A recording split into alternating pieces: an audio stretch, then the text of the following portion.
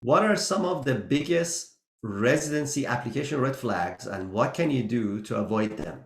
Today, we want to go over several residency application red flags that we have discovered during our own private consultations with our own students.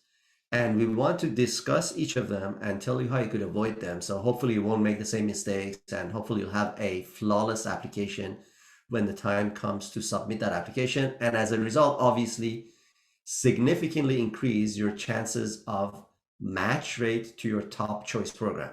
Now, before I get started, my name is Behrouz. I'm the CEO and founder here at BMO. I'm joined with two special co-hosts today. One is Ronza, who is our director of consulting, and the other is Veronika, who is one of our consultants, actually soon to be associate manager of our consulting department. So guys, let's get right into it. I don't want to go into any fluff. If you have never watched any of these, there's no fluff. We go right into it. These are like nothing fancy, no fancy edits, none of that. So let's get right into it. First of all, let's talk about the residency application and the strategy you should have. And then we could then discuss what the red flags are and what are some of the things you have to avoid. So if you're applying to residency, what is your strategy? Your strategy must be knowing exactly what your strengths are so that you could be applying to specialty programs that actually make sense based on your stats, based on your experience, and obviously, I'm assuming based on what you actually want to do as a future physician. So, with that said, we're going to assume you figured that out. We don't want to necessarily talk about that because that's an assumption which I think everybody should be able to figure that out on their own. And maybe we'll make another episode to discuss that. But there are certain things that even if you've got all of those elements right, if you get these other things wrong, they're going to appear as extremely red flaggish. Now, the application, residency application red flags could be in any part of the application. Let's go into, let's go from personal statement all the way to your interview. Let's start with residency personal statement red flags. I'm going to mention a few and then I'm going to go to my co-host and then we'll discuss them. Well, what are some of the major ones? Proper grammar and spelling. Yeah, it sounds obvious, but common sense is not so common. Trust me, we've seen so many bad mistakes. The other one is not having a good flow structure, and it just seems like the person just rushed and wrote it last night. So definitely don't do that because that's how it's going to appear.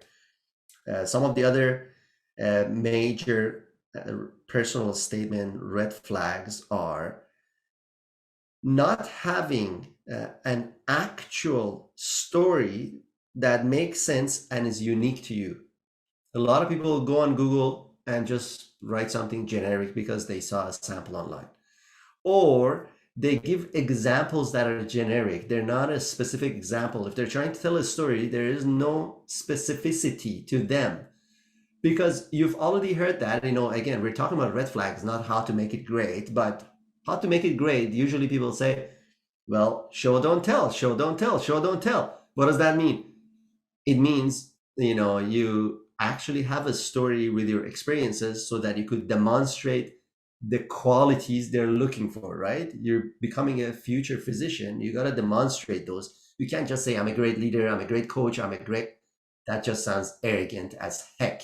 So that's another red flag, sounding too arrogant in your personal statement without you even recognizing it. So these are some of them, but I'm going to turn to my co-host and see if there's other ones. And we could also explain a little bit more. Maybe we should also discuss the fatal flaw, which normally happens in the first few sentences. So Ronza, maybe you want to tell us a little bit, if anything else I miss, or we could just go into each of these one by one. Yeah, well, you mentioned the beginning, so I'll start with primacy effect. I think that's very important.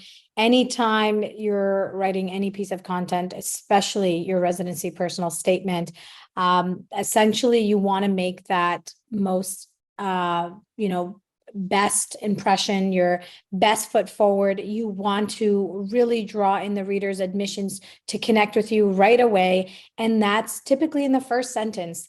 And you want to personalize it. And I think a lot of people underestimate the value of that first opening sentence. And then it ends up sounding like any other generic residency personal statement, and it doesn't connect to the reader right away. So I think that opening is very critical, and it ties into what we also mentioned with recency, right? The last impression that you want to make with a reader. So just as strong as you opened up, you want to make sure that you're ending off creatively and it's personal to you, and it makes them want to actually connect with you and want to learn more about you. So having those two anchors, like I say, the beginning and the closer, is going to really make a big impact in how impressionable that statement piece is. Of course, we're going to go into the details of, the structuring and the key content to include, but I think that those are two important things to mention right away. I think so as well. That introduction is so key. Otherwise, no one's going to read it, especially when people got hundreds, thousands of applicants and they don't Yeah. have time. Imagine who the program director is. They don't have time. They don't have time. They don't care about you. I wouldn't go that far. They don't really don't. They shouldn't. They don't have much time. Why should they? They care about the person who's qualified, who's going to become their future colleague. Everyone else, they don't care about. They only care about the people they select who want to interview, and that's it. It's you could call this a cold hard truth, one of those things, but it's important to understand that. Then you'll pay more attention to the entire application, including personal statement. Now, so Veronika, Ronza essentially saying, the introduction has to pave the way.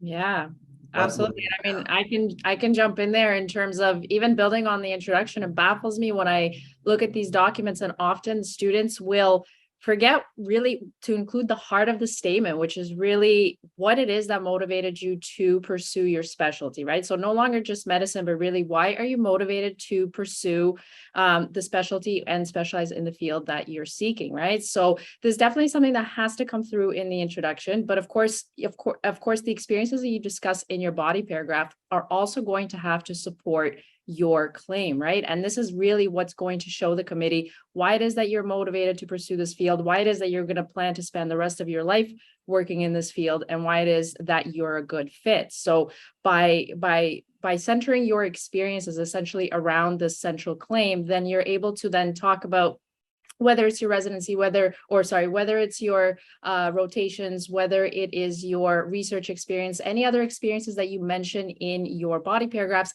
essentially feed into the larger message, the central message, which is why it is that you want to pursue your field. And it surprises me how many students essentially forego this important, essential piece in their personal statement. So that's definitely something that I would encourage everybody. That's the whole point, because you're not talking about why medicine, right? You did that when you were applying to med school. Right? You already went through your training. So now the expectation is, obviously you want to become a physician. We obviously know that now. What the heck do you want to do? You went through your training. Now what? What specialty? What do you want to do? Residency. What do you want to do? Why? And again, you cannot just write stuff and you have to explain that.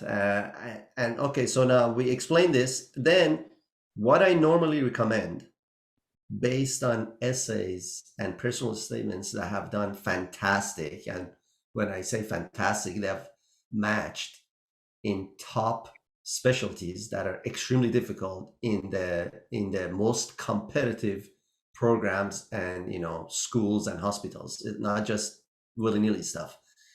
They're the ones where they have a story right from the beginning, as Veronika said, and they stick to that story. There isn't a million different stories.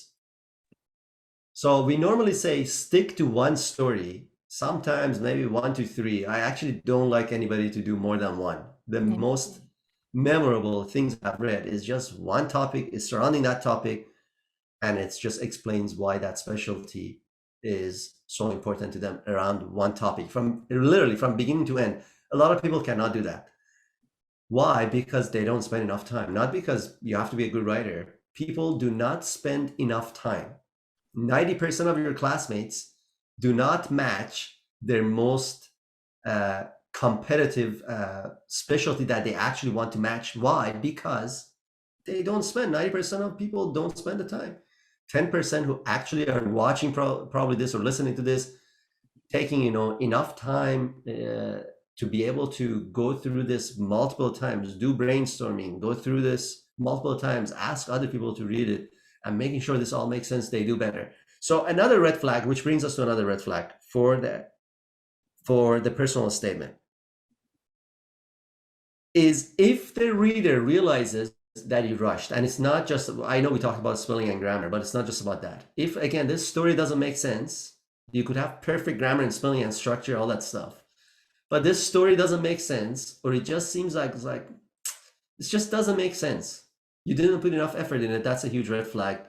Why is that a red flag, by the way? Because it shows how much you're willing to put in a really trivial application. Trivial as in it is not really hard to make it fantastic. It just requires time and discipline. It says a lot about your character and how you're going to treat patients. You're not coming to my program if that's how it looks like. That's essentially the attitude. So Ronza, we have a fantastic intro. We got our fantastic body paragraph, or in some cases, a couple of paragraphs, I guess. Yeah. You gotta wrap it up. Yeah, no, absolutely. And I want to touch base a little earlier with what Veronika had mentioned with the theme, and that's, your main statement and sticking to the theme. And something that I've seen that a lot of candidates don't do is they don't include like specific details. They keep it very broad and generic.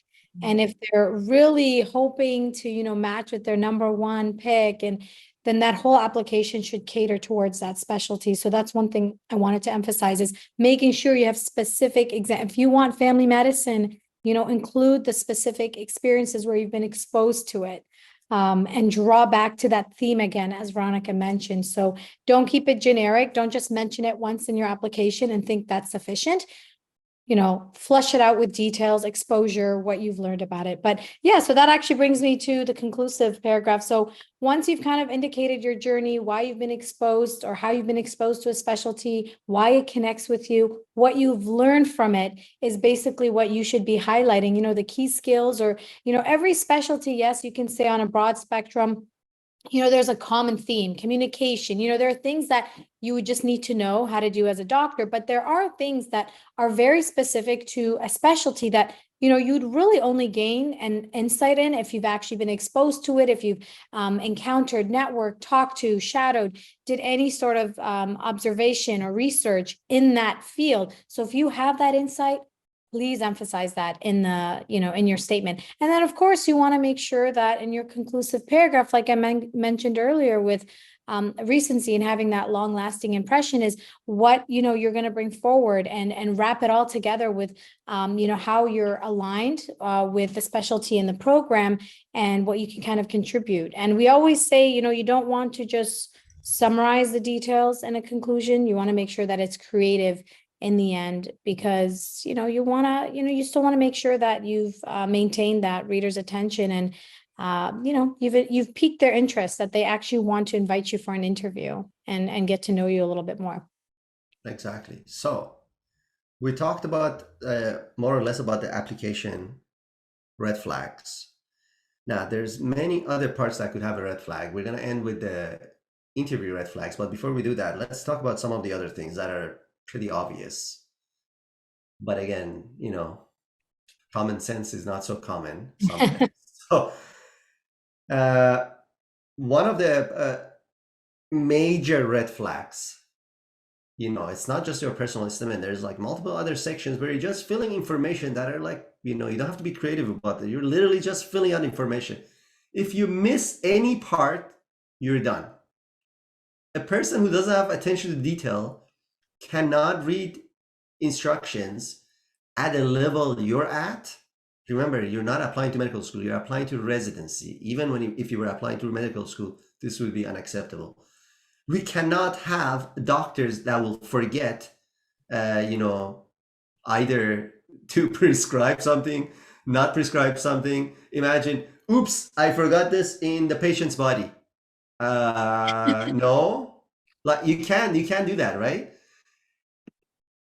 Again, it seems very simple, but you'll be surprised how some people just like don't match to their favorite program. Maybe a very easy specialty where they're just not filling up, so they may just interview the person anyways, even with like a minor.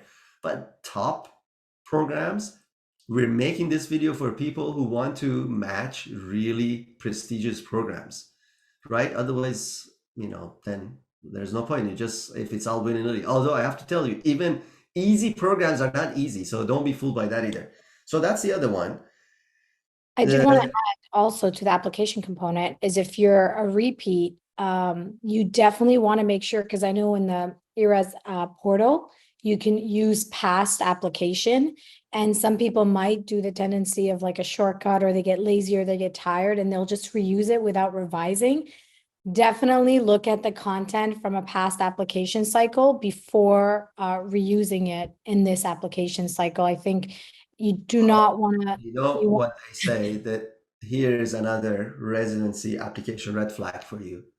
The definition of insanity is doing the same thing over and over and expecting different results. If it didn't work, why would you want to be sending the same thing again, right? It didn't work. Absolutely. That's it. It's done.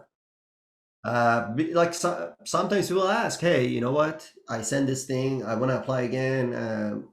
So do you think I should send the same application? No, immediately, no. It didn't work. They're absolutely not. Start from scratch, get help. And you need to change your narrative. That wasn't sufficient, whatever you did.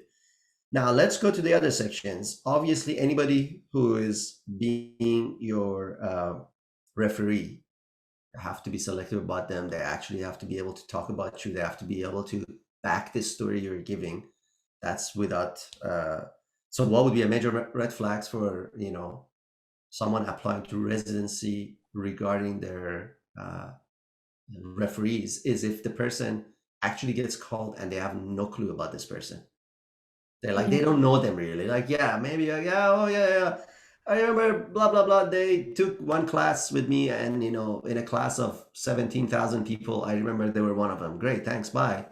That's not really saying anything about your characteristics. So you have to be careful. Choose appropriate people and they must know you well. Now let's go to the interview.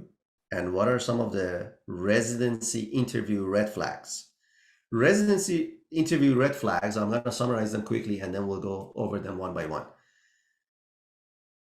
One is having an improper, rushed introduction that just makes you look like you don't have your life together or like you're nervous as heck. We'll go into that in a second. I don't want to give you examples yet. Two is not being able to answer the questions in an articulate manner that actually makes sense and conveys the message that you have a good grasp of English. You have to be able to do both during an interview. Remember, it's a test of your verbal communication skills. People keep forgetting that.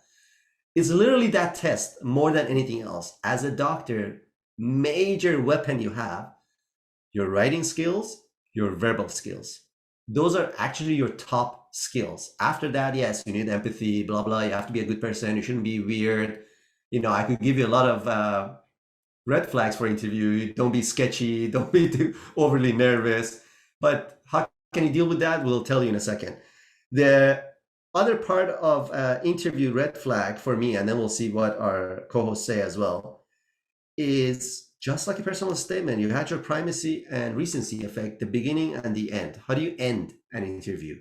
Is it weird? There's no transition to the end? Do you forget to say goodbye? Do you forget the person's name?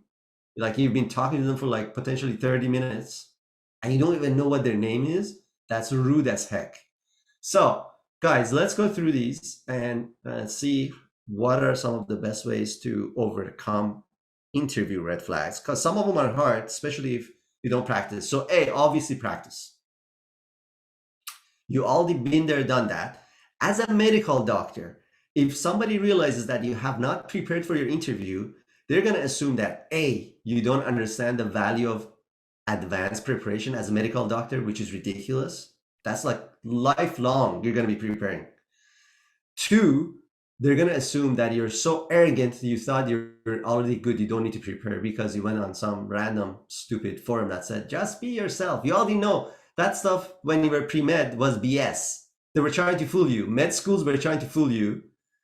You're an adult now, you know that was BS. What does it mean be yourself? You got to be always your best self. That doesn't mean anything. So how do you become your best self? Preparation, we talked about that, but let's go over some of the red flags. Veronika or Ronza, whichever one of you wants to go first. Yeah, We go gotta ahead. go again from the beginning to end, and let's see how we could deal with each of those red flags. I can definitely start us off. I think that the first thing we mentioned was very much that introduction of yourself, right? And Not being weird. that you are going to be faced with very likely is the question or a variation of the question. Well, tell me about yourself, right? Which is really your opportunity to present yourself, right? To showcase to the committee a little bit about who you are and what it is. And it's also your opportunity to really set the tone for the rest of the interview and draw them into you as an individual.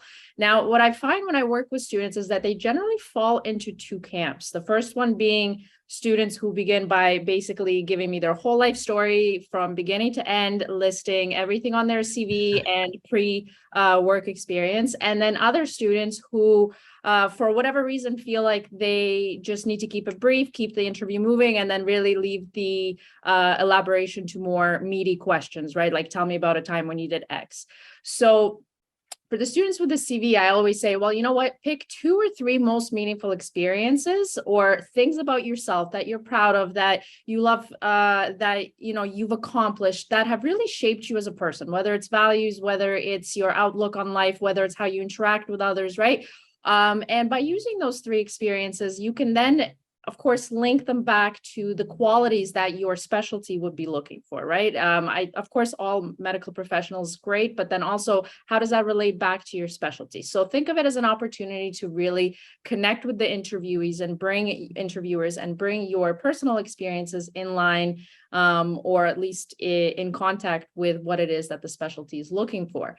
Now, the people who also tend to not elaborate as much, I find that it's because they feel that, oh, you know, the committee has already seen this on my CV. There's no need to, you know, go into further detail. You know, that's kind of jumping to conclusions. Of course, they've reviewed your CV, but there's a big difference between reading a person on paper and then reading a person in person, right? So again, take this as an opportunity to really bring your personality through, whether it's through a showcasing of, you know, past hobbies or, you know, achievements that you've had, or family members that you've interacted with who perhaps were sick or needed help, etc., right? Something to draw the listener into you, but then at the same time, of course, connect it back to how it might be useful for the profession. So that would be my number 1 tip for individuals at answering the, you know, tell me about yourself question, is take up the space, not too much space, but definitely take up the space and make the you come through. So, yeah. 100%, I agree with that. One thing I would also add and emphasize is that for whatever reason, as soon as you say, tell me about yourself, they hear why the specialty, because that's what they've been prepared to say. And they just go right into, this is And why I became a doctor, this answers. is the specialty I want. And it's just There like, you go. Another red flag. You sound like a parrot. Or sorry, not like a parrot. I guess well, you just parrot who's practiced before and now, very, a trained, now a yeah, trained parrot, exactly. A trained very parrot. robotic answer. And Robotic. That's what it was. That was yeah, what exactly. just kind of have to feel it back. And like Veronika said, it's, you know, you want to personalize that approach. Of course, you want medicine. I mean, I'm assuming at this point you're aligned with it because you're intrinsically motivated for it. But at that point, just, you know, take it a little easy, you know, ease into it, showcase some personality. And I think Listen, when you do that, right? you It's like connect. listening. Don't go assuming what they're gonna ask. Right? Yeah. We even have content where we talk about here's the common questions, but what if that's not what they're asking? Are you listening? If you're not listening, again, the game is over. And I will say that oftentimes interviewers will use tell me about yourself in 2 different formats. One being it's just casual icebreaker. They might be sitting down, sifting papers. They've already had like multiple interviews before you. They're not really noting down what you're saying. And I think that it's very hard sometimes that you have to listen to social cues of, is this like, tell me about yourself? Or is this, all right, how's your day been? Tell me about yourself. And being able to pick up on that cue of like, oh, like when can I kind of, alter the answer that I had in my head, which we don't obviously suggest that you have an answer in your head. It's good to have talking points, of course. But certainly you might have to adapt, your approach depending on how it's asked and depending on multiple things, right? You could have someone saying, tell me about yourself. Oh, wait, before you say that, I see here you went to this program, and you're going to have to like, if it's a panel, you're going to have to know how to navigate that. I And would I totally think do that if it was me. I would just like confuse the just heck throw out of them off. That's so, well, you're lucky. They're lucky. them. But yeah, I would say you're gonna have to be adaptable, even literally in that first introduction. Don't go in there. I practice my intro. I know how to personalize it. They might throw you off completely Go with how for they a ask it. conversation. Like we always Conversation, say, have a 100%. conversation, right? 100%. Yeah. If you're having a conversation, if you again do anything that's weird, it's just gonna be weird.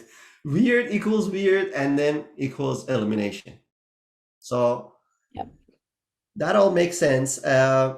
One of the other major things that I wanted to discuss, and then see if there's any other topics we want to talk about the interview, is remembering the individual's names. Could be one person, it could be more than one. You have to remember the names. How do you remember someone's name? Here's a trick to use in interviews to completely change the game in your favor, whether it's a residency interview, whether it's a med school interview, whether it's a law school interview, whether it's a job interview. The minute you get there, you say your hellos. Make sure you repeat when they introduce themselves, repeat back their names. Hi, Mr. Smith. It's great to meet you. That does two things. The person hears their name, and as they say, which is true, a person's name is the sweetest sound to themselves. So you already got bonus points. Already smile. Even if they were trying to have like an attitude, already smile. Yeah. Obviously say that with a smile. So you bring in the energy. Don't worry about the other person's energy. You bring in the energy that you want.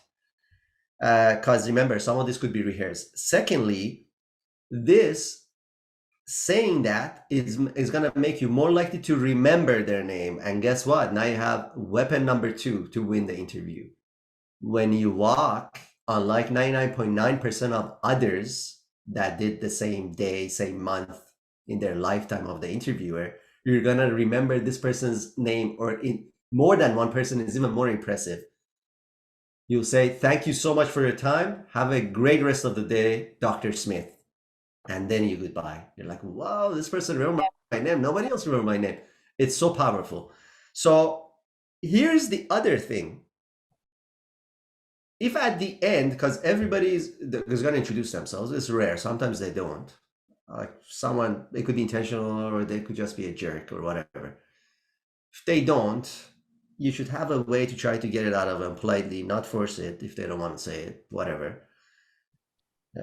Actually, now I could go at a tangent. If somebody doesn't want to say their name and being a jerk, do you want to work with them? Maybe you should just walk away and be like, you know what, I'm not interested.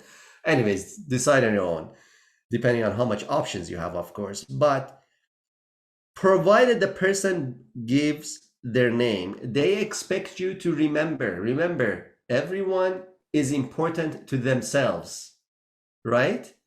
Especially when they're a little bit on a pedestal as a committee member, because that already has elevated them. I don't know if that's the right thing or not, but it has elevated them on a pedestal now. You're there, essentially at their mercy. They literally can decide your life. With all of that, this is the attitude, not all of them, most of them in their head. Do you know who I am? Well, I told you who I am. You don't remember my name? Remember their name. Make sure you do that. That's the trick. When you go in, say their name back to them. So yeah. I think that was it for me, guys. Do we have anything else that we wanted to talk about that's a major red flag in any part of the application process? No, just more content for interviews. So perfect. All right. Yeah. Well, that was it. We hope you enjoyed this. If you did, go ahead and share it with a friend. Subscribe on whatever social media channel you're watching this. And hopefully we'll see you next time. Talk to you soon. Bye-bye. Bye.